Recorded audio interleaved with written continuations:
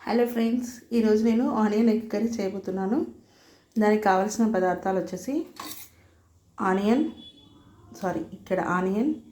Eggs and పచ్చిమిర్చి, పుదీనా, కొత్తిమీర. నెక్స్ట్ ఇంగ్రీడియంట్స్ వచ్చేసి మెయిన్ ఆయిల్, ఆవాలు, జీలకర్ర, అల్లం వెల్లుల్లి పేస్ట్, పసుపు, గరం మసాలా అండ్ ధనియా పౌడర్. ఇలా ఆనియన్స్ని చిన్న చిన్న ముక్కలుగా అండ్ పచ్చిమిర్చిని కూడా చిన్న చిన్న ముక్కలుగా కట్ చేసుకొని రెడీగా పెట్టుకుందాం. ఇప్పుడు స్టవ్ ఆన్ చేసి ప్యాన్ పెట్టేసుకుందాం. ప్యాన్లో ఆయిల్ వేసాను. హీట్ అయిన తర్వాత పోపు దినుసులు వేసేద్దాం.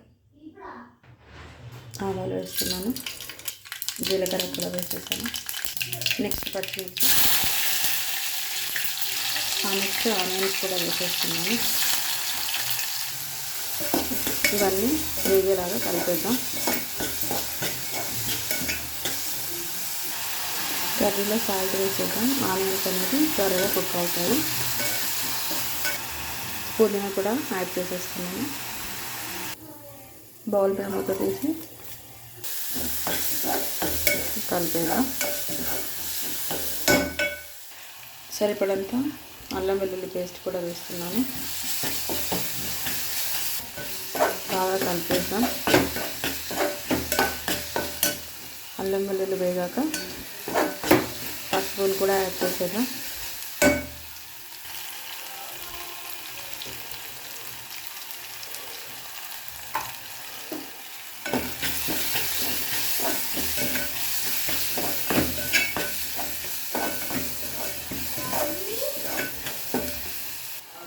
కారం కూడా యాడ్ చేసేస్తున్నాను. కలిపేద్దాం. ఇప్పుడు ఫైనల్ టచ్లో మనం కొన్ని వాటర్ యాడ్ చేద్దాం.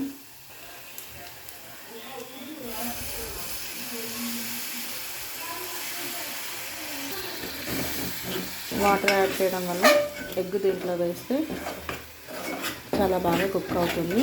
లేదంటే వాటర్ వేయకపోతే మాడిపోతూ ఉంటుంది.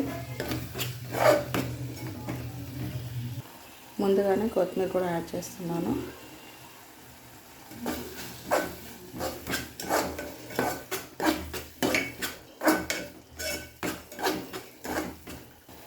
ఆయిల్ పైకి వచ్చేలాగా ఒక 2 నిమిషాలు కుక్ చేసిన తర్వాత ఎగ్స్ని వేసేద్దాం.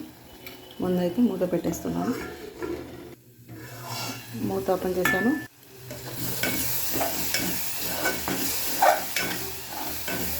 కలిపేసి ఇప్పుడు ఎగ్స్ని పగలగొట్టి వేసేద్దాం.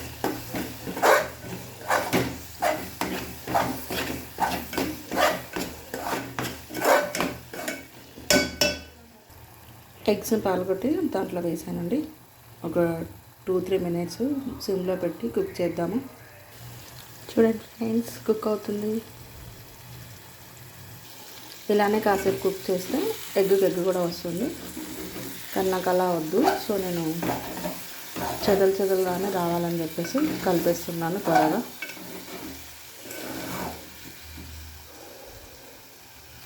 ఇంకో 2 మినిట్స్ కుక్ చేసి వదిలేస్తే కర్రీ రెడీ అవుతుంది. అంతసేపు మూత పెట్టి క్లోజ్ చేద్దాం.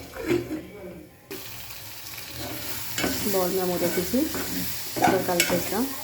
కుక్ అయ్యి లాస్ట్గా ఫైనల్గా గరం మసాలా అండ్ ధనియా పౌడర్ వేసి మరొక నిమిషం పాటు స్టవ్ మీద పెట్టేసి స్టవ్ ఆఫ్ చేసేద్దాం.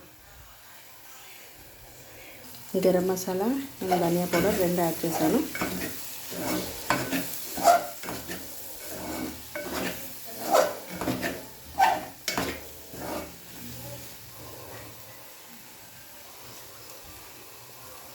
మూత పెట్టేస్తున్నాను. స్టవ్ ఆఫ్ చేస్తున్నాను. వేడి ఎగ్ కర్రీ రెడీ. చూడండి ఫ్రెండ్స్, ట్రై చేయండి, చాలా బాగుంటుంది ఈ వేలో. మీకు ఈ ప్రాసెస్ నచ్చినట్టయితే లైక్ చేయండి, కామెంట్ చేయండి అండ్ షేర్